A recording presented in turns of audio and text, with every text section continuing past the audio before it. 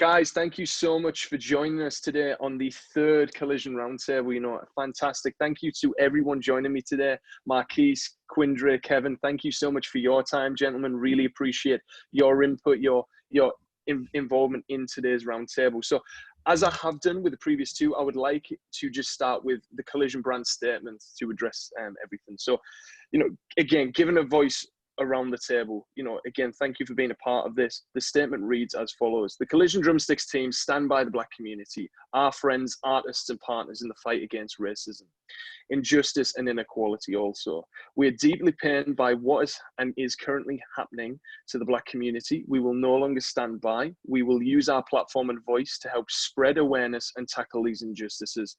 We encourage all to spread peace, love and fight for what is right.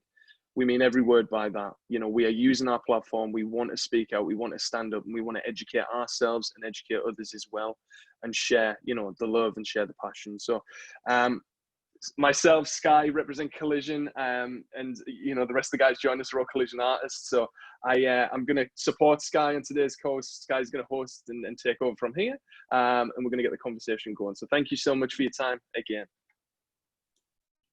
Thanks so much, Carlton. And I just want to thank all of you guys for being here. Like I said earlier when we were kind of just hanging out, we at Collision highly value your input in our community. What Carlton has aimed to build is a family of drummers, and I think that he's done that really successfully. But we cannot serve a family culture if we are not serving all of our culture. And so we highly value your input, your contribution, and I know that this is vulnerable, it is scary, it is emotional, and it is very difficult. And so I just want to acknowledge that, we highly value how much effort this takes. The emotional labor, just the courage to be here, because I know that for some, participating looks different for everybody. So we really just value you guys just being a part of this conversation, helping us be better allies and helping us build a better company, so that way we can serve our entire community. So today we're going to kind of jump into three things. We're going to try to talk about a couple of big concepts, and then we're going to also try to finalize it with some action. So we want to try to move towards taking action in our community, and how we can also encourage other people to take action in their lives. So one of the things that I want to start with is kind of talking about Juneteenth, which was celebrated yesterday. It's a very big deal. And, I think that identifying it as a big deal because it took 2 years for everyone to fully be emancipated. And I think that it's complicated to explain to people who don't quite understand the relevance to this. So I'd love to hear how you guys celebrated, if you guys celebrated, why this is important for the community to understand the relevance and significance of this holiday, and what kind of things you'd like to see in the future for Juneteenth in 2021 and into the future. So I really would love to just hear your guys' input on Juneteenth. I don't know who would like to start. I guess like I could, or Marquis, or Drey, or Kevin. I don't mind starting. So first, hey everybody, so happy to be here. Happy to be doing this a second time. Honored that you would think of me. So thank you so much for extending this opportunity to me, just to share some insight. Yeah, Juneteenth is an interesting thing. And I say that because all of my knowledge of Juneteenth came well after my college career. And that says something. It says a few things. It says that, number one, it wasn't taught to me in school.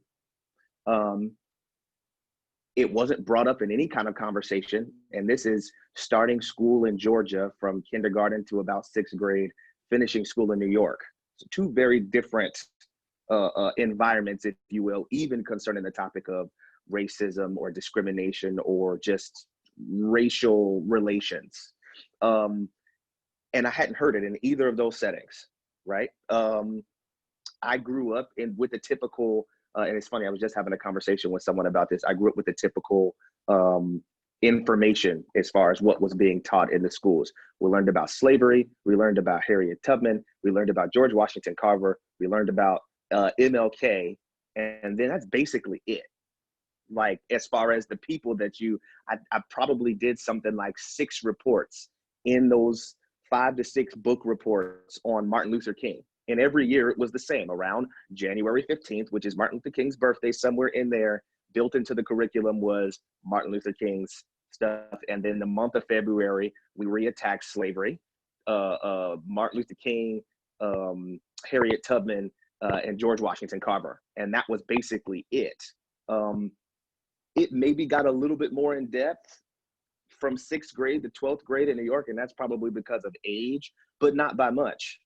That was the extent of Black history. I maybe learned a little bit about, they threw in some Thurgood Marshall, or they threw in,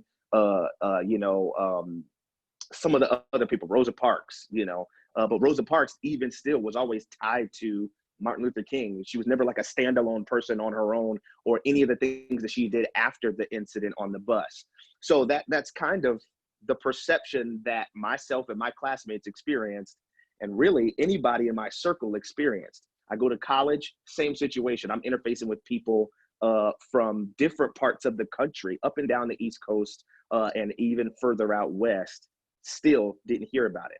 I didn't really hear about Juneteenth until maybe 2013, right? And that's as I begin to really dig into a little bit of history for myself. And this is around the time, actually maybe a little bit before the situation with Trayvon Martin, right? So just to give you time context, that's where I first hear about it. The first time I heard about it where someone else mentioned it and it wasn't my actual research was on an episode of Blackish.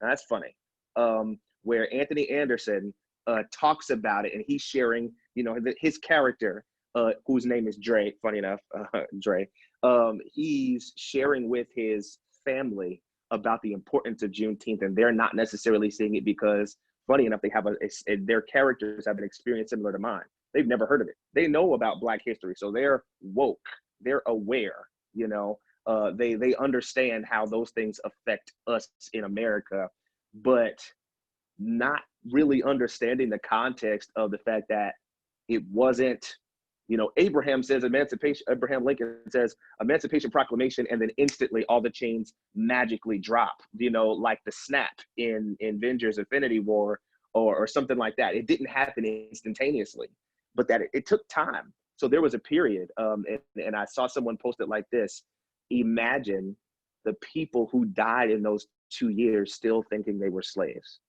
because the stream of information wasn't brought to them. No one told them that they were free. Their masters maybe heard about it, but wasn't going to relay that to them, and continue to have that sort of superiority in that sense over them for those 2 years. Imagine people who maybe came into recollection, at 4, 5, 6 years old, and at 4 and 5 and 6 years old, where they can just start to remember, they're still remembering themselves as slaves. Their earliest memories are of slavery when they could have been of being free. And I thought that was a really powerful sentiment, because as I begin to look at just the state of what we're dealing with now, it reminds me that these things take time, but it also reminds me of a responsibility that we have just as humans to each other, to continue to talk, which is why I absolutely love that this is the 3rd Collision Drumsticks Roundtable. It wasn't just, oh, we did one, we checked off the quota, we stood in solidarity with the Black community, and now we're done. We've met our responsibility. No one can say of us that we didn't do something. We had the conversation, but we're having a continual conversation, hopefully to reach people that weren't reached in the first 2. And I say that because the problem still exists today as far as a microcosm of information. People only are aware of the world that they surround themselves in. And if we don't continue to share, we don't continue to talk about it, then the toughness of the issue and its persistence in the present doesn't break through their bubble. It doesn't break through their social bubble. They're insulated by people who look exactly like them. And social media and geography and education, those all contribute to that bubble that we live in of everybody thinks like us. And if you don't think like us, you're probably the minority. So the most people think like us, and maybe there's a couple of people who don't, right? Not understanding that there's a whole, population of maybe tens of thousands, hundreds of thousands, maybe even millions that feel the way that you don't. That isn't seen when we stay in our little bubbles. So again, tying it back full circle, I absolutely love Collision for doing this a third time with different people every time, just to expand the reach. And for me, Juneteenth represents the need to continue to talk, the need to continue to spread the word. It took 2 years because it was, you think about it, if you think about any kind of news that people like, and I'll wrap up with this because I definitely want to, give the other guys a chance to chime in. I know I'm long-winded, sorry. But when you think about any kind of news that's awesome, people talk about it. They share it. It spreads like wildfire. I don't know how quick the whispers of stimulus checks spread across this country.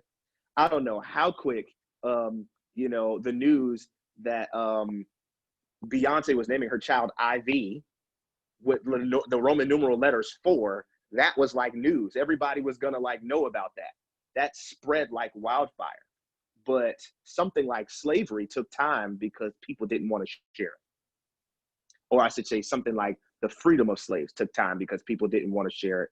Something like, a Black Lives Matter campaign or some of those other kind of things, they take longer to spread because less people are sharing it. They're less comfortable sharing it. They don't want to step on toes. They don't want to ruin financial or business relationships and those kinds of things.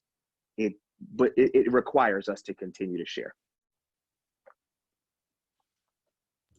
Thank you so much, Marquis. And I think that you touched on a lot of really great topics here, especially the wielding of power in education. So, those who wield the power write history. So it makes sense that so much history of minorities in America are heavily suppressed, and especially when it comes to their civil liberties and their rights. So I would love to hear maybe from Drey. I know that you have a gig coming up, or Kevin, just touching in on what Juneteenth means to you, if you guys participated in anything in your local communities. I would love to hear from you guys. Yeah, so Juneteenth to me is a special holiday. I learned about this from my grandparents and my mother. I live in Spokane, Washington, so there's not many African American. There's not really a African American community. There's maybe 500 of us in a city full of 100,000.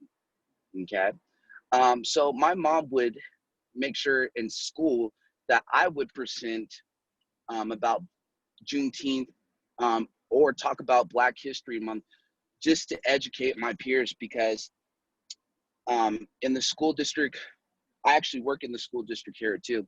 It's not really taught. It's been done away with year by year. It's been watered down, the subject of African American history in America. And so it's very important to me to celebrate. Yesterday, I had the opportunity of celebrating Juneteenth, performing for a local TV channel, Channel 14, CMTV, and I got to play an expressive solo, highlighting some of the transitions that African Americans had to go through in this country. And so I try to replicate that with my drums, with my voice, and show that. So that's how I celebrated. And it was streamed over Spokane, Washington. Thousands of people saw it, the message that we were trying to put through. And I'm really honored to be here, and I'm really glad that you chose me to be a part of this, and that you guys are doing something for our community and for everyone. And I really appreciate this, and I'm ecstatic that you guys are doing this, and I'm just overjoyed that people are making the steps to reach equality and equity. So Yeah, thank you again. And that's what it means to me. Juneteenth is very important, and I'm so glad that the country and the world is starting to be more alert to this and seeking information about this. So I think right now, the whole world is going through a change, and they're listening. Um, it might not be as pretty as other people like it, but the world is changing, and they're listening. And I do see the change here, and I'm really proud to be a part of it. Thank you, Drey. We really just value just you guys in general. And I would really love to hear, Kevin, do you have any input on Juneteenth today, or, you know, just like how you celebrated or anything like that? Yes, I do.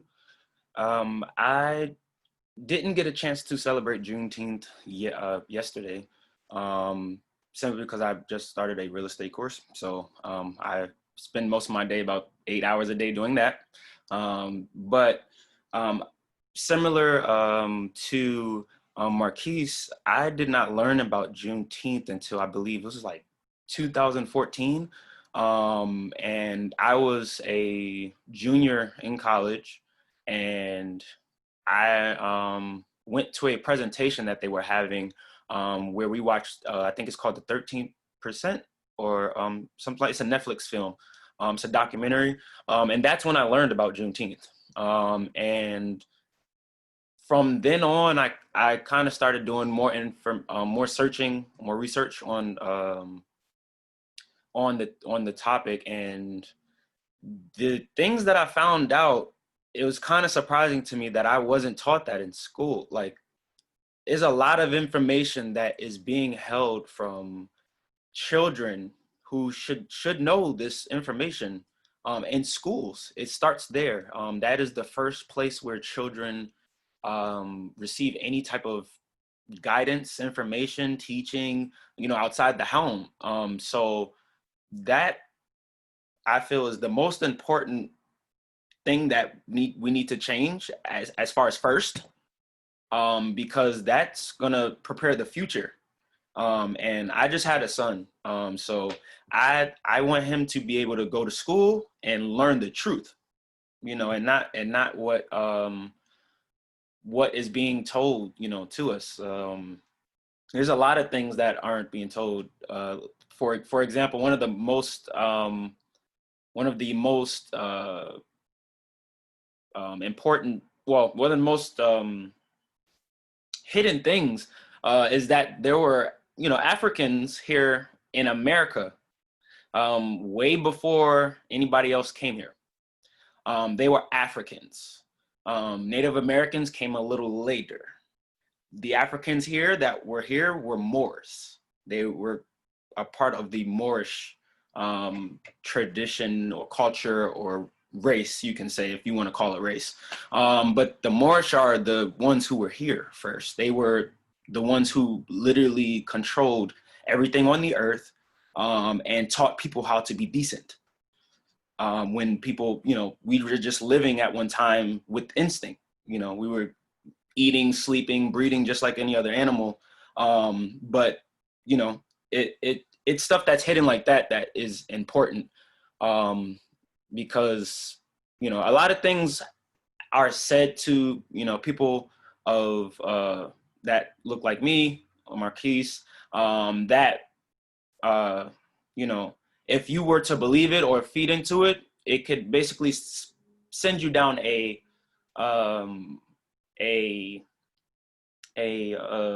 basically a slippery slope. And then, you could go down, like, for example, when, we heard for a while, actually, I've seen a lot of videos from today where people are telling people to go back where you're from. And it's like, a lot of us were actually here. We weren't even brought from over there. We were here first. We were just enslaved with everybody else. And so just things like that. I think it should be taught. I think it should be taught in education, starting from, preschool up. And I feel like you shouldn't have to go to a predominantly Black school to learn that. I think it should just be, part of all curriculum, because it's the truth. It's actual fact of what has happened in history. And his story is not, could not really mean the true story. And right now we have his story. We don't have the true, history of what happened. And that's what I feel like, if the truth of everything comes out, there will be a lot of healing that will happen on both sides, so that we can all be one. And I also feel that, the world, like my other brother here said, like Drey said, the world is changing. It's changing, and I do see it. I see it every day now, and it's like, I'm glad it's changing, and I can't wait till it starts to move a little faster and grow a little wider. That's what I'm waiting for. But that's about all I have to say about the Juneteenth. Thanks so much. Thank you so much, Kevin. Thanks, Drey. Thanks, Marquis. Honestly, thank you so much for all your contributions. And again, thank you, but no thank you as well. I know you're all, you love these opportunities, but these need to happen. These have to be happening. So we are going to do these, as I mentioned in the first roundtable, the second, for as long as it takes. And I think that's, you touch on something really important there, Kevin. It's his story as it currently stands. What we want to get to is history. For me, I'd never heard of to be transparent, I'd never heard of the phrase Juneteenth until this week, to give you sort of some perspective. Yeah. So, and to be vulnerable for a second. Now, where I'm from in the UK, it's a predominantly white, 98% white, sort of locality. So that's to put into perspective almost. I can imagine similarly to what Quindry in Washington, sort of a similar sort of demographic. And when I was at school, when I got to about 16, 17, I'm just trying to think when it was, we call that college. So I think you guys have high school 16 through till sort of right before you start actual college over there, university. We call that time in your student career, our version of college. So whilst I was at college, I took up history as one of my four sort of topics, and that's where I first learned about sort of the Underground Railroad, slavery, presidents from sort of the 19th century, 1800s through till sort of the early the mid to late sort of 20th century. And it was during that sort of history lesson and session that I actually sort of had a first-hand account in understanding what actually happened within American history about enslavement, black slaves. And it completely opened my mind, because until that point we'd never heard of anything. We'd never heard of it mentioned once. And I was a bit, and like you, Kevin, I was shocked to find that was at 16. It's fairly late, in my opinion, to have an introduction to something like that, even as someone in the UK, because there are slave routes within the UK. The slave trade existed within the UK. We shipped prisoners to Australia. And again, I think it comes back to a point that we mentioned in 1 and 2 of the roundtables, in that the world is not innocent. It's not just the US. This happens globally. And I think what you all mentioned, that education piece and the continued dialogue, I think that's an absolute must. That is a necessity that needs to happen to go from his story to history, that common understanding, and that we understand where our roots are, and how do we improve and better ourselves as individuals and as a society as well, most importantly of all. Definitely want to say thank you again for everyone's contributions to that. Sky, sorry, I'll pass you back over. No, thanks, Carlton. I think that it's really great to hear. It's really great to hear your guys' perspectives and the importance of Juneteenth for you guys. Just because I know that I'm mestizo, so I'm still finding stuff about my history that I don't know. And so I think that it speaks volumes to the idea that we can all be multicultural and still not know our history because it's written by other people. And I think that there's so much power in understanding the importance of Juneteenth and what it means for the community. So thank you just so much for sharing. And I think that Carlton is kind of segueing us into our next talking point, which is the world context. So Carlton has spoken a lot that like the UK is not innocent in this, and I think that we're seeing other countries massively rally on our behalf and massively rally for the Black community and working to address the racism within their own countries, and some of them may not have a Black population, but it could be how they treat their Aboriginal people, it could be how they treat the Asian community or the Indigenous community where they are. And so I think that it's bringing up really valuable talking points for other countries to not only be our allies, but also to really take some of these things personally at home. One of the things that I wanted to bring up in one of AOC's viral congressional interviews, she addressed the way that the United States addresses the racial punishment for domestic terrorism. So when it's a person of color, it is terrorism. When it is a white person, it is considered a hate crime. And so they're prosecuted differently. And she brought up the point that white supremacy is a global issue. And so, I mean, I'm trying to learn and dive deep more and just understand more myself, but I think that it is a global issue. Do you guys have any thoughts on how other countries are coming to our behalf, or how other countries are addressing things in their own communities? Because I think that this is a localized issue here for us, but it is also a global issue because colonialism affected the globe, and tons of communities are starting to really take ownership of their cultures after colonialism. Right. So if I can chime in on this, unless somebody else wanted to, but if I can chime in on this, you hit it on the nail. Colonialism, if you look at it from any kind of historical perspective, and I used to teach U.S. history, so there was an aspect of global history that I had to understand when I was teaching it to high school students just a few years ago. There is still the weight and the ripples of colonialization, and that period of colonization, I should say, that's the appropriate word, that period of colonization where sort of all of the major powers in the globe, you can't even say that it started in the 14 and 1500s. Colonization has been a thing, as long as human cultures have existed. There have been those who sought to subject other cultures on the basis that their own culture was superior. So you see that with the Egyptians and Hebrew captivity. You see that with the Babylonians. You see that with the Persians. You see that with the Romans. You see that everywhere. It's like throughout human history, you see the subjugation of people who were less threatening or less advanced from a military perspective or a technological perspective, or just smaller.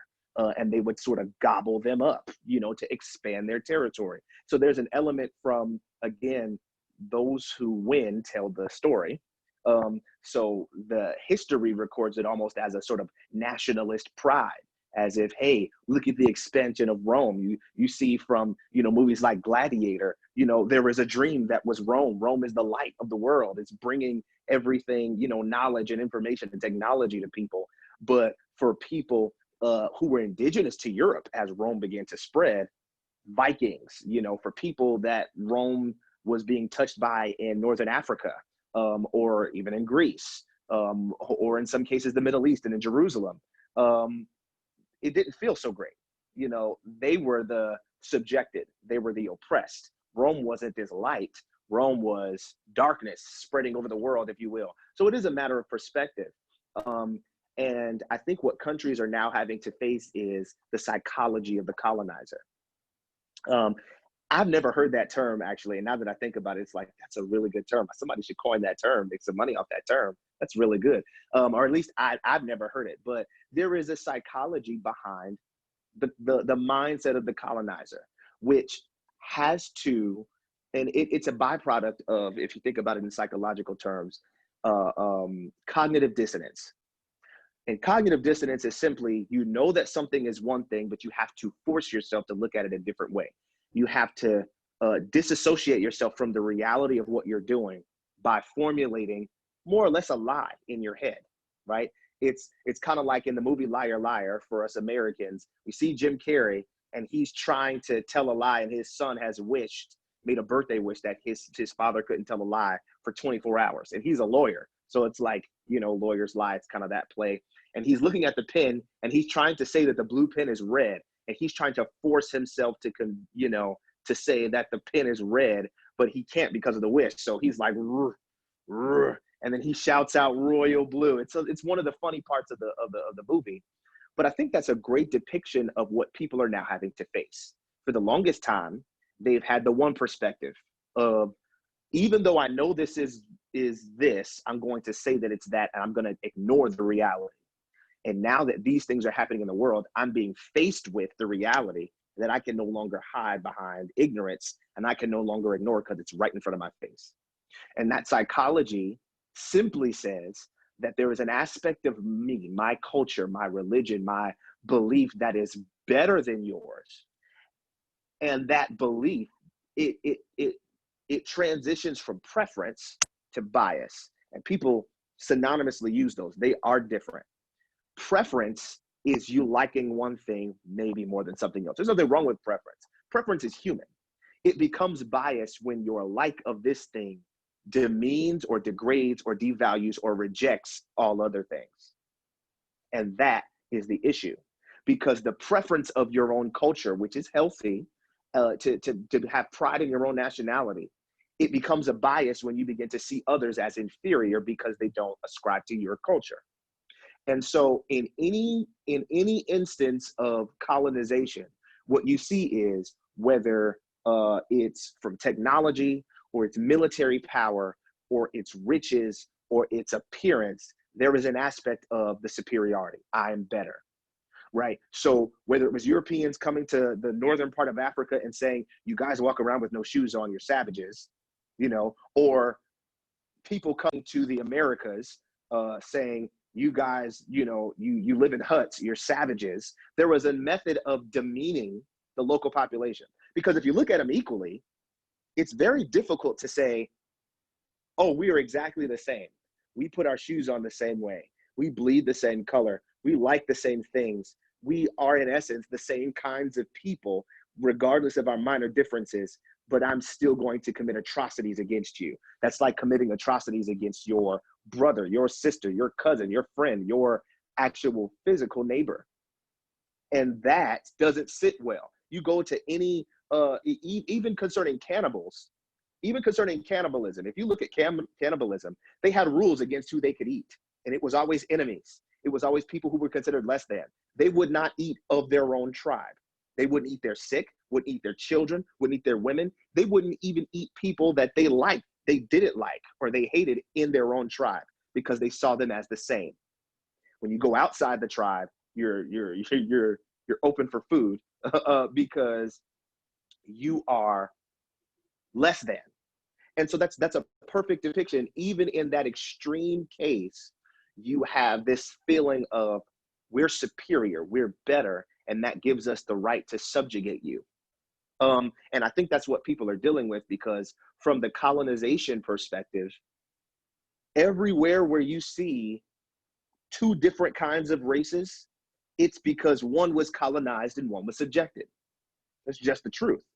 And in that situation, what, you know, people in South Africa and people in India and people in Japan and in China and in South America are having to face is, there is a part of my psychology that is a residue from the colonizer that looks at the people who are native here and automatically assumes that they are less than. Well, they needed our medicine. They needed our technology.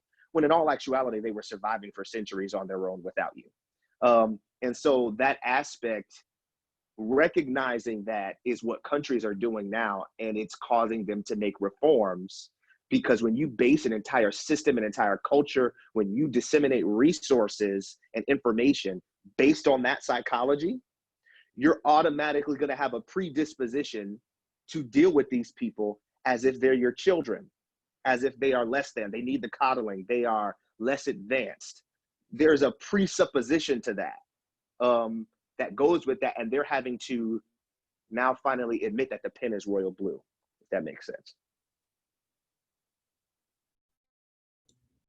Yeah, thank you so much, Marquis. I think that you touch on a lot of big concepts in terms of like, I really love that psychology of the colonizer, and I think that like breaking that for both sides of the argument is really important, because I think that there's the psychology of the colonized and the psychology of the colonizer. And the psychology of the colonized shapes our communities, shapes the way that we interact with other people who have also been colonized by the same colonizer. I think that it's a really complicated subject. I think that maybe next week we'd like to maybe lead with that or dive deeper in that at some point, because I think that that's actually like a really big thing to dive deep in, that just maybe requires more time. Drey or Kevin, what are your thoughts on the global aspect of either colonialism or the allyship from other countries, or other countries dealing with their own racism as a spark of this movement here in the States?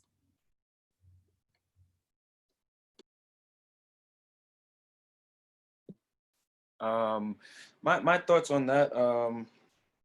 Marquis said mostly all of it, so there's not much for me really to say. I'll just literally say this. There is, apparently a race now that is superior, quotation marks, than everybody else. And the colonizer, if you just look, they were the colonizer. And so that's the mindset or the psychology of what we're dealing with. We're dealing with a supremacist colonizer. And it's time to, get rid of that. And all of the countries are starting to band together. Some don't really want to, but they have to. And then some really want to, unfortunately.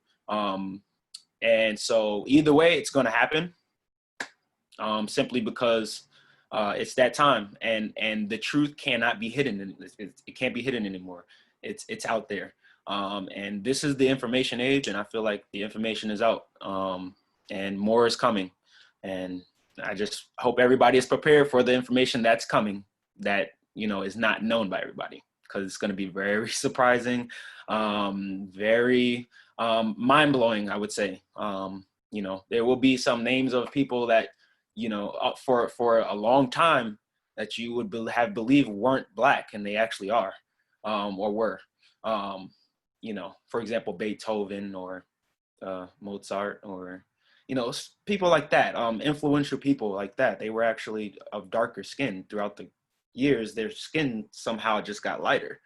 But that's just my thoughts on that. It's gonna be some good information that's gonna start to come out, and it will be facts that will come out, and not somebody's truth, if that makes any sense. Yeah, that's it.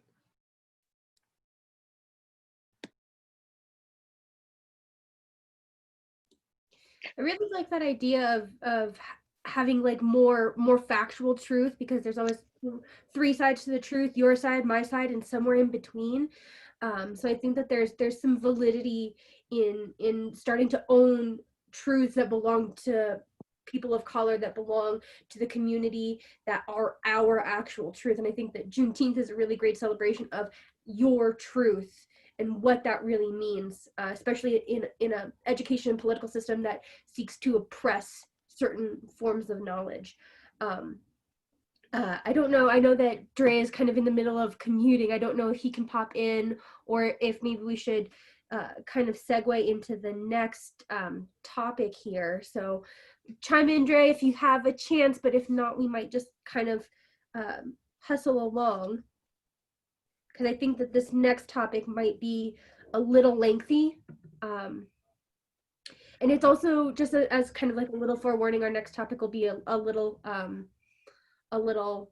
vulnerable. So I just want to kind of dive deep into that. So Drey, do you have any thoughts here chiming in? I apologize. I don't. My phone got disconnected from my AirPods when I plugged in my car system, so I apologize. I've been trying to join back on, so we can definitely segue into the next conversation. Okay. No problem. Thanks so much, Joe. Fantastic.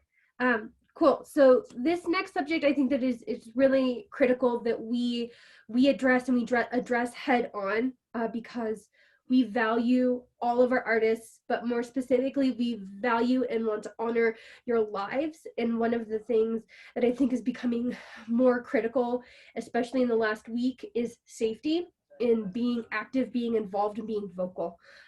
We have seen several instances of murder, violence, and lynching throughout the states as a result of demanding civil equity. I don't even think you guys are demanding equity, not a whole lot, like in the grand scope of things. Like, yeah, we want to be on the same playing field. We want to have the same advantages. We want to be able to go to the store. We want to be able to play as kids and not have to worry and teach children a different way of living and growing up than the rest of the community because of the color of their skin. And I think that it is incredibly important that we address safety and address how to be active and vocal. And if this conversation has come up in your families, what you guys are talking about in your communities, because this is a very hard space for us to dive into, but we know that it needs to be addressed head on, because the safety of all of our drummers, especially because you guys are being vulnerable, putting yourselves in a position where you are openly discussing this, and that does create risk. And so we want to not only be your allies and support in that big step, but we also want to help not control, but like guide the conversation around safety. So that way, if people in your community or my community or anywhere are participating or being vocal or trying to make big radical changes, how they can implement safety in their lives, because Carlton and I as allies don't bear that same risk. And so I think that it is incredibly important that we address this as a company, because our community is what matters the most to us. So I would love to hear, how you guys are feeling about the situation, because I know it's gut-wrenching and hard, and what you guys are working on in your communities to stay safe, because we really just want to also make sure you guys are okay. That's the big thing for us too. We just want to make sure you guys are okay. I know it's hard to take it day by day, but we just want to be here in that capacity.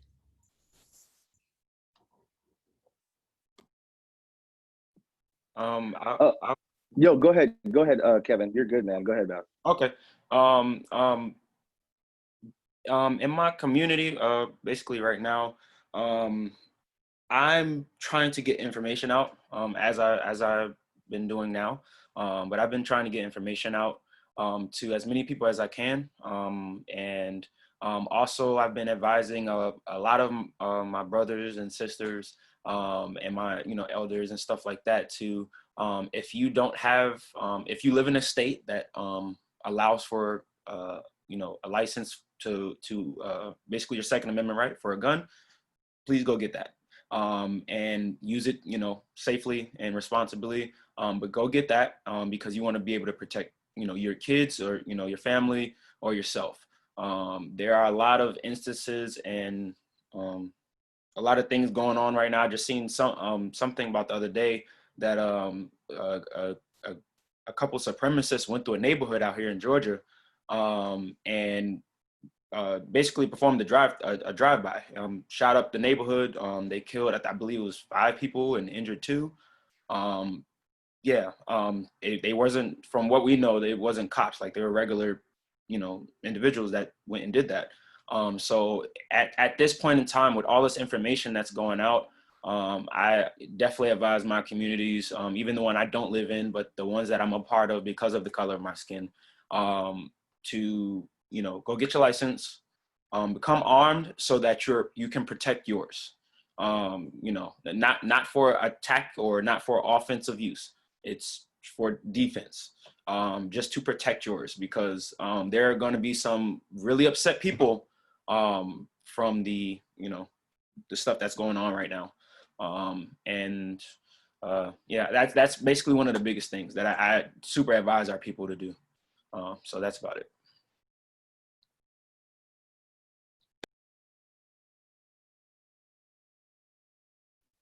Okay. Absolutely. I definitely think taking that stance is definitely appropriate and important, Kevin. I've been thinking long and hard about that. Just because, so historically, and I always try to put things into some type of context, because nothing happens in a vacuum, nothing at all. Nothing in history happens separate of other influences or foundational principles that started it, or there's some kind of connection with things and people. And so when I began to examine, whether or not I was going to go out and purchase a gun, just to defend my family, just for any of those purposes. And this is, again, having, as we talked about before we started the live portion of the video, that military experience. So unlike, people who would have a learning curve, I'm trained in the 9mm Beretta. I'm a marksman. I have great aim. And not just that, but I've been trained to an extensive level on how to handle that in intense situations, under stress, under duress. So it's not even an aspect of lacking the knowledge. It's just a matter of the necessity, going out to do it. And what I had to examine, and having a very open and vulnerable, transparent conversation with my wife, is, would it matter? Would it change anything? Am I demeaning people's right to bear arms? Absolutely not. That's your Second Amendment right. Go do it. Power to you. But historically, having the weapon hasn't done much in the way of deterrence with police, right? Any kind of situation, somebody rolling up on you on the street, you think about it, definitely, like I said, growing up in New York, having something as a proper means of defending yourself goes a long way. That deterrence goes a long way. You are a hard target now. You're not a soft target as it relates to many things, sex trafficking, robbery, any of those just crimes of opportunity. That's going to help. But concerning the police, historically, it hasn't helped. Historically, it's created more issues because it's given some sort of a functionality, or in their perception, validity to seeing you as an African-American male or female as a threat. Because before, I wouldn't have had any kind of justification. I would have had to stretch and lean on circumstance, on bias, on whatever. But now I can say you have a weapon. And that you see this with Philando Castile, who, and every time I think about that video, it does something here. Because in the dash cam, you see from the abstract, sort of landscape view. And then, of course, you have the video inside the car where you see this man tells them he has a weapon, which is his legal responsibility. I have a weapon and I have the permit. I have the papers, right? That doesn't help him. If anything, it heightens the bias. It emphasizes and it makes extreme the bias of the officer, who says, he was like, I have it in the glove compartment. I need you to know, right? And he says, well, don't reach for it. And you hear Philando saying, I'm not reaching for it. There is a police officer on his side, right? So, Castile is on the passenger side and his girlfriend is on the driver's side. And the officer that does the shooting is on the driver's side. So there's so many procedural elements. Just, again, I look at context of how these things happen. And in that situation, if anybody was going to make a move, it should have been the person on the officer on the driver's side. He is the closest. He can restrain the hands. He can reach right in. He can pull his weapon and subdue him or put him in a position of compliance, something else. And it's the least likelihood of stray bullets ricocheting or any type of collateral damage if it's handled from that perspective. He is clearly the person who should be handling it. But the officer who does the shooting does so across a civilian, right? He shoots across a civilian with a minor in the background, in the backseat. So I say that to create a clear picture that having the weapon in that situation didn't help. And so what I would suggest, and this is something that I recently put out on my social media profile,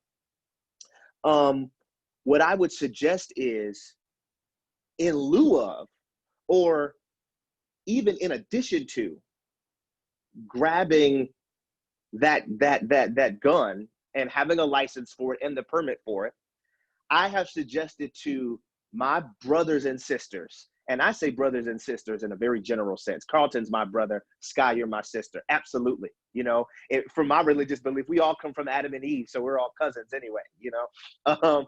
But my perspective is for my brothers and sisters who look like me.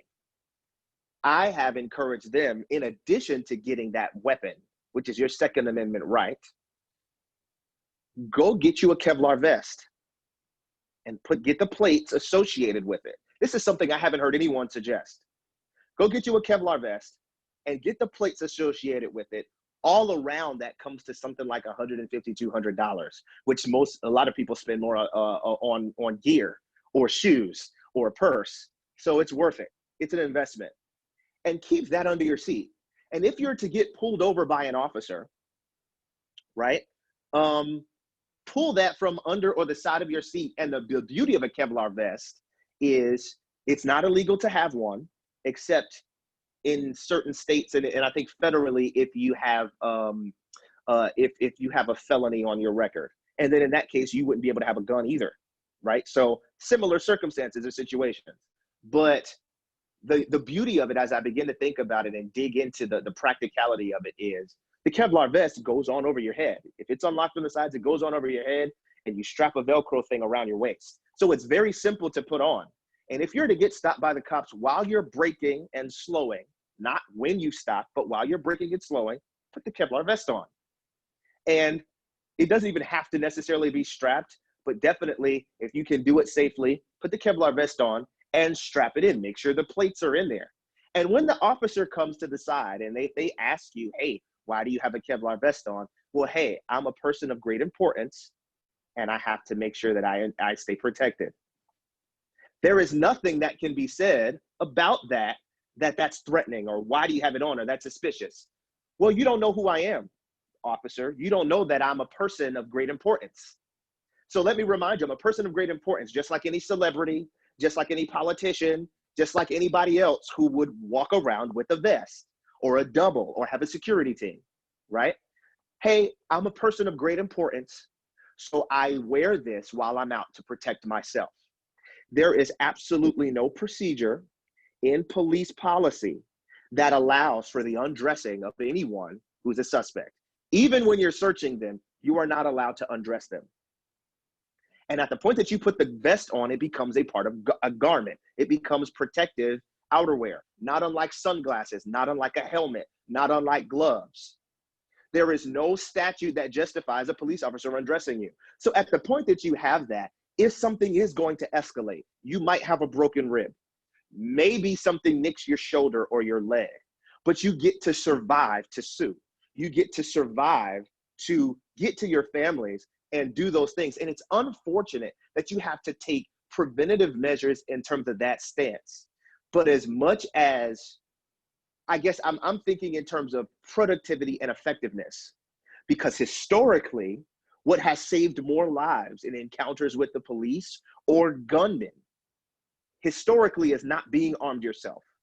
It's being protected or shielded in some way, right? And so with people who are going to protests, and I say that because on the opposite side, when you think about white nationalists in this country who live in the mountains and who avidly and openly protest the way the government does things, and they carry AR-47s and AK-57s and all of these other different kinds of assault rifle type things, they walk around with Kevlar vests. When the police come and interface with them, these militias, they walk around with Kevlar vests and it's not questioned.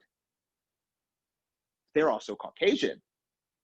It shouldn't be questioned if we as African-American citizens who have not committed any felonies do the same thing. And yes, it's unfortunate, but I believe that's necessary. So I have instructed several times. At the moment that I thought about it, this is literally within the last 7 days, I've told people in my community, go get you a Kevlar vest. It's a $200 investment, but it's life insurance that can literally ensure you survive, ensure that you get home. Because sure, it's amazing that we rally. It's amazing that we protest, but nothing that we do, and this is an emotional part for me, nothing that we do can ever bring the lives back that were lost.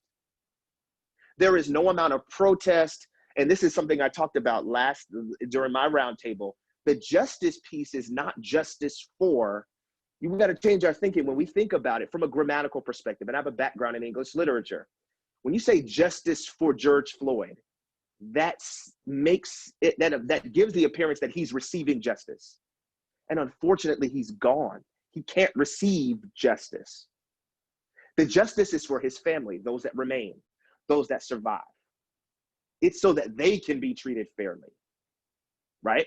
It's so that they can be treated fairly, and knowing that the person who took their loved one away from them is going to get justice, is going to have some type of real a tangible or visible punishment, not just a slap on the wrist, not just we are going to release forms with all due diligence and all deliberation and all of the jargon that Congress and our representatives say to give the appearance of action, but really is when we feel like it. There's no directness, no specificity. And so until we can get people on board, we have at least to ensure that we survive. We have to at least ensure that we live long enough to sue. Because in these situations, the vast majority of them result in death, not injury, not critical condition, not a comatose state. They result in death because the person who's responsible for dialing 911 is the person who executed the shot. And the other people who maybe are in the passenger seat or standing by are fearful, deathly afraid to make sudden moves, right? I'll have to say this: it requires a empathy, a level of empathy, and I'm saying this for even people as a part of my community, because I absolutely looked at the officers who were standing around when George Floyd was asphyxiated. They are absolutely guilty. But I cannot, in good conscience, blame people who were watching who were not officers. And I say that because for someone who looks like me, seeing that, what I have to reconcile, and it's a question of morality and it's a question of selflessness for sure.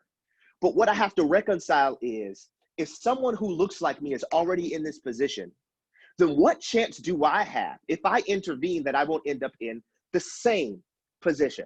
And while I feel and I hurt and I cry and I weep for the person that's in that position, I also have to reconcile that with the family that's waiting for me at home, the brothers and sisters who will miss me. And there's an aspect of, and rightfully so, I don't say that as a way of demeaning them or to make them look selfish. I understand that as self-preservation. It's a basic human psychological nature to seek to preserve your life. And you have to be an incredibly brave and incredibly determined person to act against that basic foundational human nature to intervene. Because if a Caucasian person would have intervened, that in that situation, you have legitimately threatened the life of that officer who now has even more grounds to do to you what he was doing to the person he had no authority to do. That makes sense. And that probably was jacked up grammatically, but you understand the meaning. They have a greater grounds for doing something terrible to you as someone who is intervening in a police investigation. That's an actual breaking of the law. Than the person that they are harming who did nothing wrong.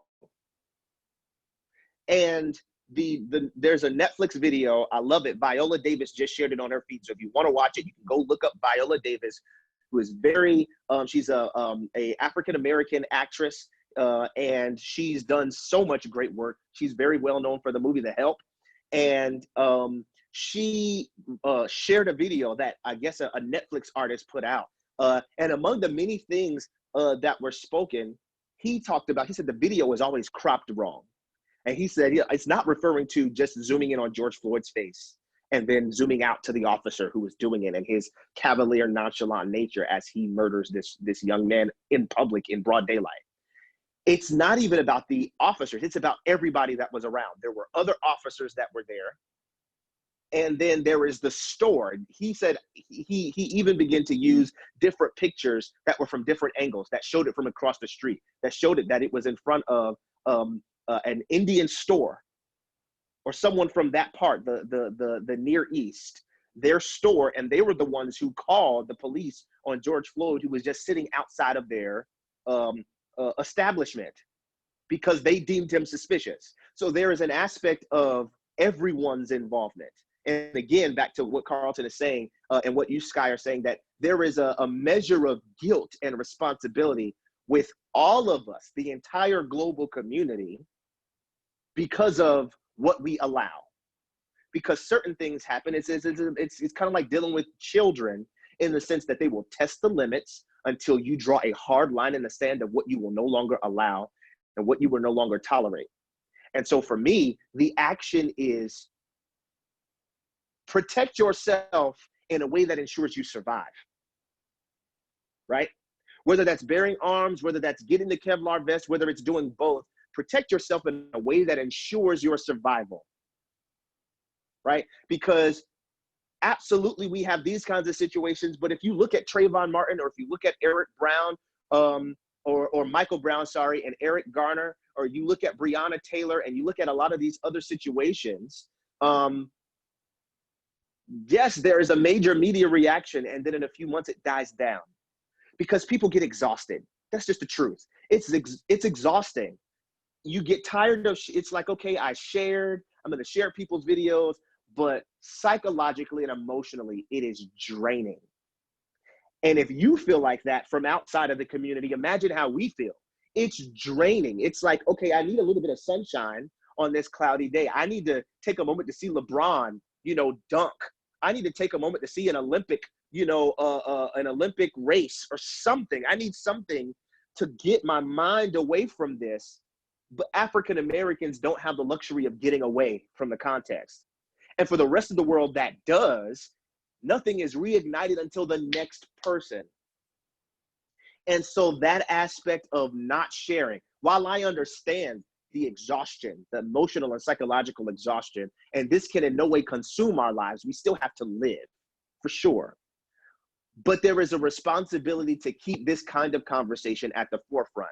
And wrapping up this part, I'll say it like this. Carlton, you're aware of a project that I had the pleasure of producing, right? It was a Black Lives Matter collaborative, and a good friend of mine, Dr. Erica McCrae of Georgia. She lives right outside of Atlanta, Henry County. Dr. Erica McCrae, amazing young woman, and she's a friend of me and my wife.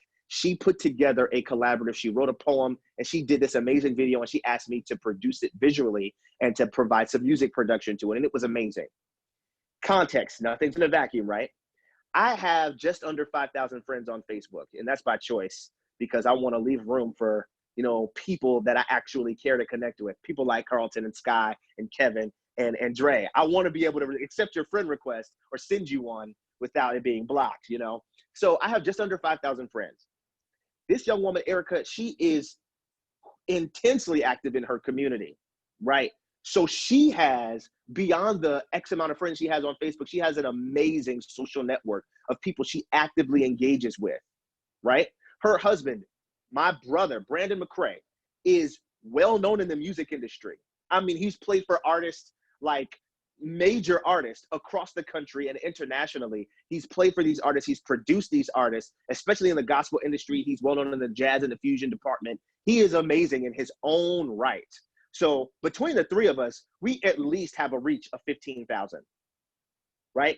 There were 33 other individuals that were a part of this project that each submitted some type of clip, and along with that, pictures and all those other different things. And as I told you, Carlton, I dealt with something like 60 different video clips that I had to synthesize into this roughly 8 to 10 minute video.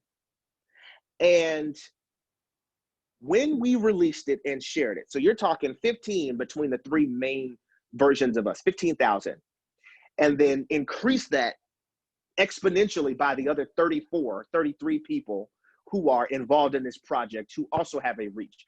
and we're talking mayors, we're talking presidents of different organizations, we're talking fraternity and sorority presidents and chapters, we're talking major entities, colleges and things of that sort that were involved in this project.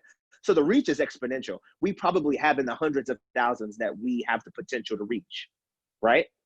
This video just yesterday reached 5,700 plus views. With a reach of hundreds of thousands between all of us, all 38 of us, that video, which shared awareness, only reached 5.7 thousand views. And that's an amazing picture, because you're not talking about 10%, you're talking about less than 1% of what our actual social network capability is. And it's had, of those people, it's only had about I want to say like maybe 200 in the 280 range of shares. Tens to hundreds of thousands of people and in the hundreds of shares. So granted, there are videos that go viral, sure. There are Black Lives Matter videos and all these other videos that go viral, sure. But that is an expression of the exhaustion that people feel, but also the disconnection. Because I can guarantee you all 38 of us shared it multiple times. And when we did, we tagged upwards of 20 or 30 people. But if it doesn't ignite something in our neighbor, in our brother or sister, in our community, if it doesn't resonate with you enough to take action, it stops there. It stops short.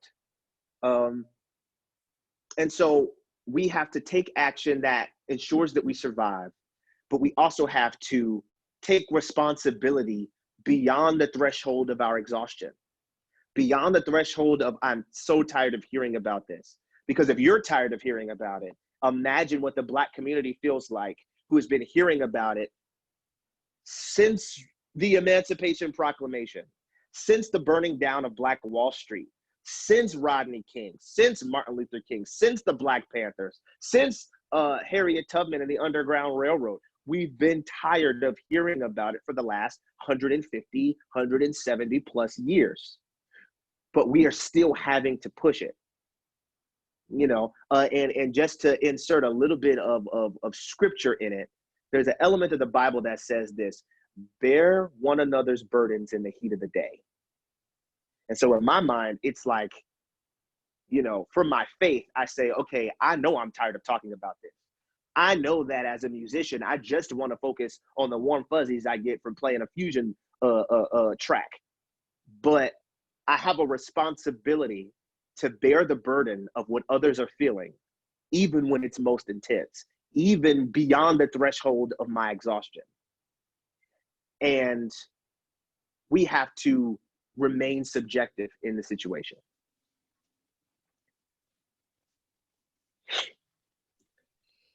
Thank you so much, Marquis. There's a lot of information, valuable perspective in everything that you just said. Like, I have a notebook where I've just written tons of things down because I think it's of extreme value in pushing that conversation. Drey, I know that you're in the middle of commuting. Do you want to pop in on some of the safety that we've been talking about? Yes, definitely. And I'd like to take from both speakers. I'm actually in a park right now. I love the idea of exercising your Second Amendment. Definitely. I told my grandparents this, you know, as soon as I get my marriage license at the courthouse, I'm going to use that same trip and get my gun permit. And I feel like, you know, my grandparents, my mother, who's single, should maybe have that as a means of backup protection. But I like what Marquis said, just having that vest to protect you, and just, you know, investing $200 in yourself.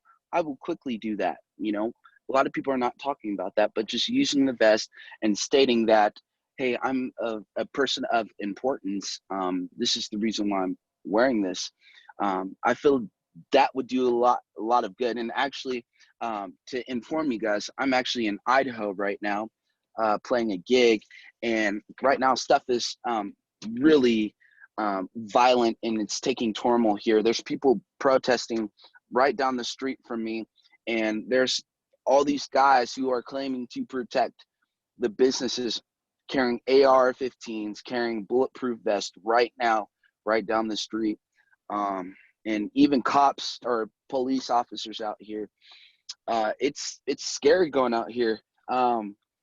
Like my mom, my grandparents always tell me, let me know where you're going, especially when you're going to Idaho to play. Be careful out there, don't speed. It's a shame that I have to go through that and just think about, like, right when I cross the border, like, I'm in danger. I could be in potential danger. So safety is a real life thing right now for me. And yeah, and I agree with what both the speakers said. One, exercising your Second Amendment as an American, and two, the smart thing I've never heard people say, buying your own bulletproof vest. If you can invest $200 in gear, drumsticks, shoes, whatever, you can definitely invest $200 in yourself and protecting yourself. And honestly, I wish I did that before coming out here. But I appreciate this, and I appreciate you guys talking about safety. And right now, I'm experiencing it. But yeah, that's all I have. Please stay safe. Thank you for your contributions, and please, please, please stay safe. Honestly, you know, and it comes back to, again, thank you all for your contributions. And I was just thinking whilst listening to you all, and they are extremely valid points. It's that contrast of, I don't have this, you know, this issue to deal with, being a, you know, Caucasian, being white, being a citizen in the UK, you know, where, you know, cops with guns, it's you know, it only happens at the airport, it only happens military, you know. It's, to me, the disconnect is so far away from the reality. It's only when I do business trips, it's only when I go out to the States that I see that firsthand. And even as a sort of a tourist within the country, I feel that, oh goodness, you know, you look down, you see the gun, it gives you that awareness, you know, you're on, that type of thing. Even as that, which and to add that next layer and say, you know, I can't relate to what a black male, female is going through, you know, and it's all about that education. So hearing you all, you know, it's incredible perspective. It's incredible, you know, that foresight for me as well. Thinking, you know, like Marquis, like you mentioned, you know, that, you know, trained, you know, precision expert in weaponry, and taking that stance of put the vest on, stay safe, you know, because it's crazy. Until that equity is reached, until we get to that equal playing field, we are going to have real first-hand conversations like this. And it's just unbelievable. It's just unbelievable. And when we were discussing and planning for this call, it was a real question that we knew that we needed to allocate some time to, you know. It was, do apologize me, battery just went, sorry guys.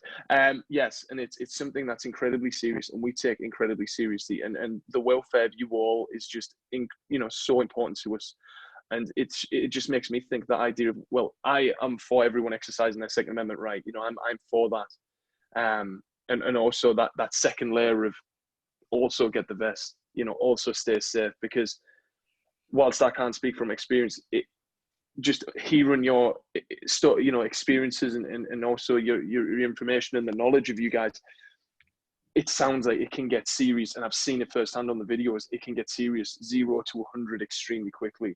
You know, that tension, you know, that cop coming in, leaning in, you know, IDs, registration, and then that, and it goes from something as small as a traffic stop to you're dealing with the death. And like you say, and what you mentioned, Marquis, as well, come back to that, an outsider seeing that, can you blame those people for standing by? And there was something interesting I was watching about Auschwitz, and it was the train drivers who drove the carriages to Auschwitz. You know, where do you stop the, you know what I mean? Who do you point the finger to? Who do you blame? The cop, of course. Do you blame the fellow cops around him? Of course. Do you blame the situation? Do you blame the system? Do you blame everything's got to be on the table. Everything just has to be up for discussion at this point. And in the meantime, and until we have that equity, stay safe, invest in these equipment, get your license and make sure you're wearing that vest, because like you say, in a split second, and again, I'm just shocked. I just feel that shock, and it's definitely uncomfortable for me being the white guy on the call. And I can't even begin to imagine what you guys go through. So, your experiences are, I'm sorry, I'm learning. I understand the privilege I have, and it's using the platform to make sure that important questions, uncomfortable questions like this are shared, discussed, and brought to the attention of other musicians and the community as well. So, sorry, Sky. No, Carlton, like nothing to be sorry for at all. I think that everyone has touched on a lot of really amazing points, and I think that I wish that we didn't have to have this conversation. I wish that we didn't have to be here. I wish that this fight for equity didn't have to be this bad. I wish that it could just be as simple as like, hey guys, we don't have equity. Can we get some? And just like, cool, here's the equity that you deserve. In the perfect world, that's what we all wish would be, but we wish that as the collective, we didn't have to have a conversation about the safety of our community, that demanding equity shouldn't put your lives at risk, both from civilian opposition, but also from political opposition. And so I want to thank you guys for partaking in this conversation, being vulnerable, vocalizing your opinions and your experiences. And we highly, highly, highly just want to emphasize, please stay safe. And I know that there's so much out of everyone's control, and I think that it does create these hard spaces where Marquis touched on this and Carlton touched on this, like, how do you self-sustain in a system that you want to advocate for others, you want to build that community, but your self-sustaining need has to supersede, because if you can't live another day, you can't live to take action the next day, and you can't live to love your family the next day. And so it creates this hard gray space of us advocating for the community, but also maintaining our personal safety. So please, in your endeavors and as you go forward, please stay safe. And one of the things that I want to try to do to advocate for safety is just getting a little bit more politically engaged. So on my personal account, I'm going to be kind of addressing Kamala Harris's backed anti-lynching bill. They're in the middle of trying to narrow in on what that looks like, and I think that can be very dangerous, especially with the climate that we're currently in. And I'm going to be sharing more tools and resources about how people can get engaged, because I think that for me, digital equity is a big deal, and so some people just don't know how to get engaged, and some people think that getting engaged means having conversations like this. Getting engaged means going out to protest. It doesn't. It means that you can call your senator, you can call senators in other states, you can call mayors in other states, you can call police departments in other states, and you can advocate for people. So even if you can't show up and put your body in line, you can show up and put your political power in line. So I think that that's something that I really want to try in my space to help in terms of safety. How are we demanding our police officers handle this situation? How are we demanding these things to ensure the safety of our communities and the communities of other people? Because Denver went from radical to peaceful really, really quick, and we have a lawsuit against our police department for how they handled our initial protests. But it could also just turn quickly too, and other states like Idaho or Atlanta are having very different experiences with safety right now. And so even though in my home state, we're making a lot of political traction, we have a lot more safety than we did a week ago, it's not the same in Idaho or Atlanta, and I recognize that. So I can now use the power that I have and the things that I'm learning from my local leaders in these spaces. This is how I can share this information with other people who could benefit from what we've done here, or I can use my spare time to advocate for people in other states because I can't physically be there to demand something out of the political system for the community safety. And I think that that's another way that we can encourage other people to engage in that conversation of safety, and demanding that of our own local governments and our own national governments. But there is one thing that I do just kind of want to wrap this up with, and I think that it is something that Marquis said. you are people of importance. We shouldn't have to beg other people to see that. And it hurts my heart that I have to even argue with people that you are important. You as people are valuable, and like we shouldn't even be having to address a barrier of people. Like everyone, like, and I think that this is the concept around like all lives matter, is that like all lives matter, but like we shouldn't have to argue that Black people and the Black community are people of importance, and we shouldn't have to demand that of our government to see it that way. But I want to acknowledge that you are of value, and you shouldn't have to be fighting this fight, and we shouldn't have to be having this conversation at all. And I want you to know that we as a company see you as people of importance, not just as members of the Black community, but individuals with your own narratives and your own stories and your own paths as artists. You are valuable, and I wish that we didn't have to be in such a position to fight for the safety of your lives. And so we want to continue these conversations because I think it is incredibly important that we continue the dialogue. This isn't just a social media phase for us. You are our family, and we're going to keep doing this as long as it takes to instill action, to have hard conversations, to be the allies, really trying to take initiative, because I see companies in my community taking great action like this here, but then also companies not taking action at all, and being very silent even when they serve the Black community. There's something from one of our leaders from our Pride protest last week that they asked us to consider, and this is what I want to consider to all of our allies in the community. Ask your Black friends for their stories. Live in their shoes for just a moment. And I think that that is something that we want to encourage here. We want to be able to understand and become better allies, but we can only do that through having these conversations, because we only see the world from our perspective, and we can care about a vast array of things, but we can only care, like we most care about the things that reflect our identity as people. And so I think that that's where allyship can become complicated, because people say, well, what about me? What about these things that are important to me? And we can hold space for those things still. Even in this fight, we can still hold space for other people. We can hold space for the Latinx community, the Mestizo community, the Indigenous community, the Asian community. We can still hold space in this time, but also still fight this fight. We can fight multiple fights at once, but I highly, highly encourage our community to become more engaged, live in those conversations, ask people for their stories, because you'd be surprised how many people didn't talk about their police brutality experiences until this moment in time, and you were like, oh, I had no idea. I had no idea that this was the weight that you were living with your entire life, because we just don't talk about it.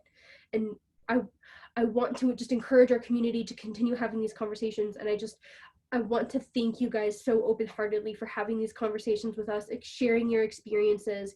And I hope that as allies, as we move forward, Carlton and I can continue to grow and become better. We may not always get it right, but we're trying to take major action, and I hope that it does serve you well.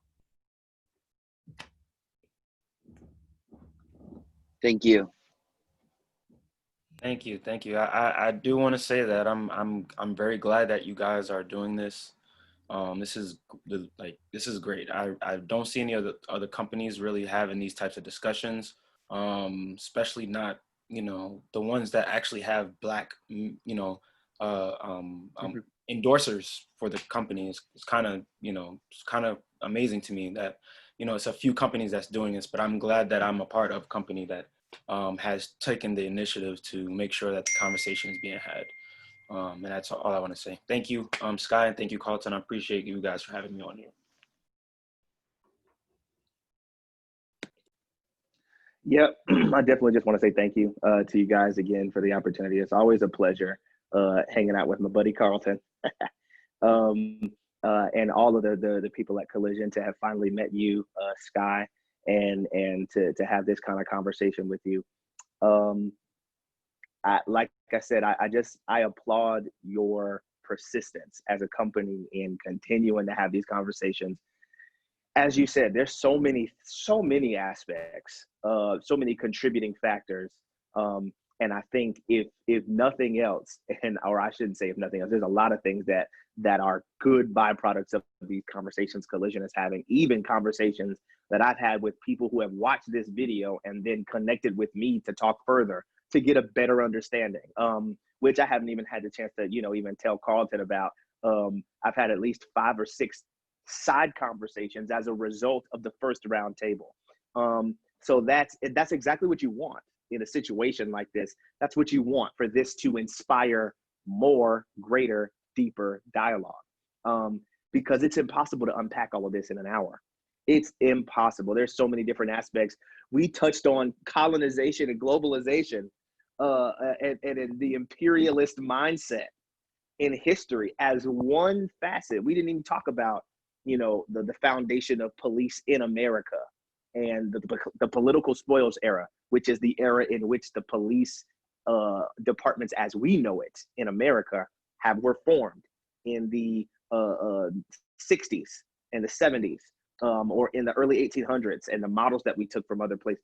There's so many different aspects, and it requires multiple conversations, and it requires a bit of endurance.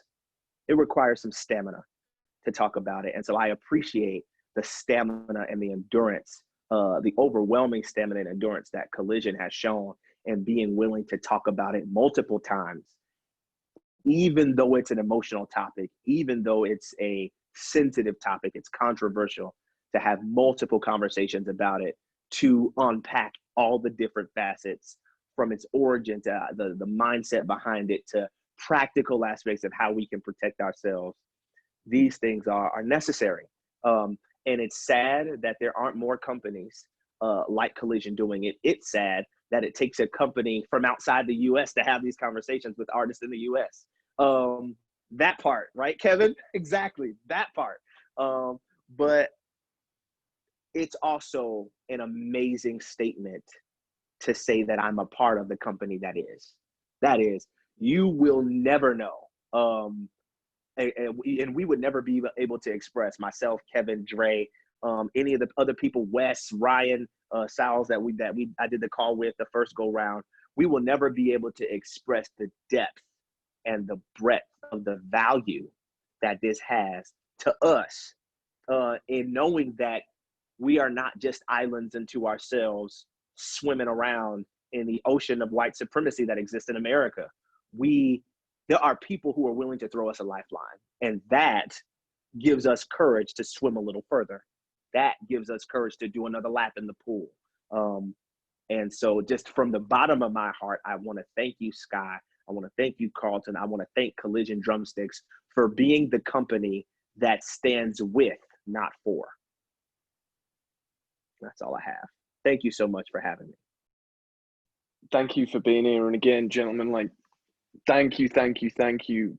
But again, I can't accept the thanks. We have to have these conversations. We have to have these difficult conversations. And if we can do anything to serve you guys and get this out to that next artist, to that next community member, then we're going to do what we have to do, And again, Sky, thank you for being such a great host as well. Thanks for being, my right-hand lady. This is fantastic. This has been brilliant, this is going to continue to, the fact that you mentioned, Marquis, that 6 people touched base and had dialogue with you outside of this. Thank you to those 6 for just being open to have that conversation, because that's what we hope comes of this. We hope that this leads to that dialogue that has to happen, from these types of conversations. It's so important that this is just the catalyst. This is just the starting point, because it is so multifaceted. It is so many layers. It's so many divisions, so many different niches or nuance to it. And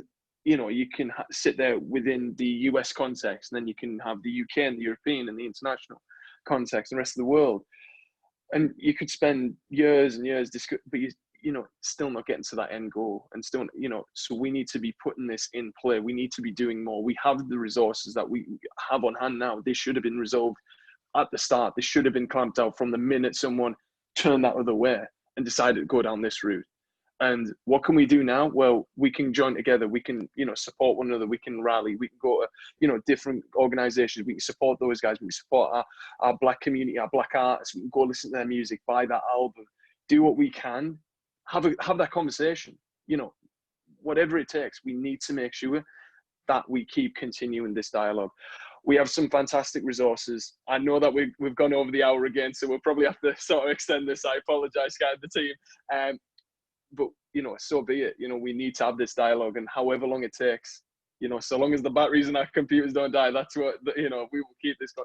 But definitely want to round off by saying, gentlemen, thank you so much for your time. Thank you for even being vulnerable and up for having a conversation with us. You know, the fact that you are putting that vulnerability out into the community, into the world, and you are taking that risk and I applaud you and commend you for that. And again, I will never know what that feels. I will never understand that. I will do my very best to make sure that I at least try to see it from your end. And that's what we are here to do. Build that effort. Let's do it. Let's club together and keep the community growing and going forward in that positive outlook and that positive direction. So I want to acknowledge, because I didn't on the second roundtable, so I apologize, the resources we have online. So we have some resources. We have set up a resource section on the Collision website so that any artist looking to learn more, gain more insight, gain more information, connect up with artists as well. We will be putting this alongside that as well for you guys to go check that out. Sky, I know there was a few things you mentioned as well. Maybe we can link and include some of those links that you had mentioned, and maybe certain videos and whatnot. We can have those added as well. We can take it from there. But gentlemen, again, I really appreciate going over the time we've taken. I know this has run over by a lot significantly. So again, Drey, please stay safe out there in Idaho. Please stay safe. And to the rest of you, you know, Marquis, Kevin, stay safe. To our artists globally, wherever you are, stay safe, okay? Keep the good fight fighting. Cheers, guys. Thank you so much. Don't thank us. We thank you. Thank you for everything you guys are doing, because we love you too, man. Always good stuff. Marquis, I'm gonna go ahead and add you on Facebook, man. Like, yeah, add each other. Yeah, I got room. So we're all gonna connect. I'll find you, Sky. I'll find you, Drey. Yes, sir. And we'll connect. I'm originally from New York. Yeah. Queens. Yes, sir. So awesome, yeah, we'll guys. definitely stay connected and do more. Yeah, so absolutely. Again, keeping the conversation going for as long as it takes. That is just so important. So thank you, guys. It's been fantastic. Yeah, please stay safe. Have a great rest of your weekend. We'll be reconnecting and touching base, you know, aside from this, but most importantly as well, this is the starting point. So again, thanks so much. Thank you. Thank you guys for having me be a part of this. Really inspirational, very insightful. Sorry that I had been, you know, driving, but no, I've been a part of this, and I appreciate Collision, and I'm glad to be a part of a company that is willing to do stuff like this and go the extra mile and have such an informal, you know, educational conversation about this. I appreciate it. Thank you, guys. Awesome. No worries. And again, we don't feel like we're going that extra mile because we're supporting you guys. You know, we do this, even if we were an American company, you know, it's irrespective of that. You know, we want to make sure that we support you guys and we support our community, you know, whatever skin color, whatever ethnicity, whatever background, whatever view, we want to be supporting you guys. So don't mention it. Do not mention it. We're going to keep doing this. So that's the main thing. So if you want to contribute again, you want to come back, Marquis, thanks for joining us again, man. You rock. You know, please let us know. And if there's any other artists, you know, in the roster that maybe have that side conversation and you know, are interested in joining us on you know, a conversation like this, let's do it. Let's get them on. But of course, in their own time, out of respect to them as well, because we know this is a big step.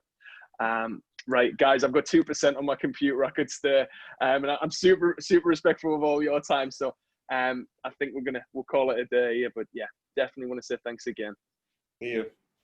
all right. Guys, Take it easy, guys. See you soon. See you soon, guys. Thanks again. Thanks so much. Bye-bye. Take care and God Stay bless, safe, guys. guys. God bless. Stay safe, mate. Stay safe, Quincy. Stay safe, guys.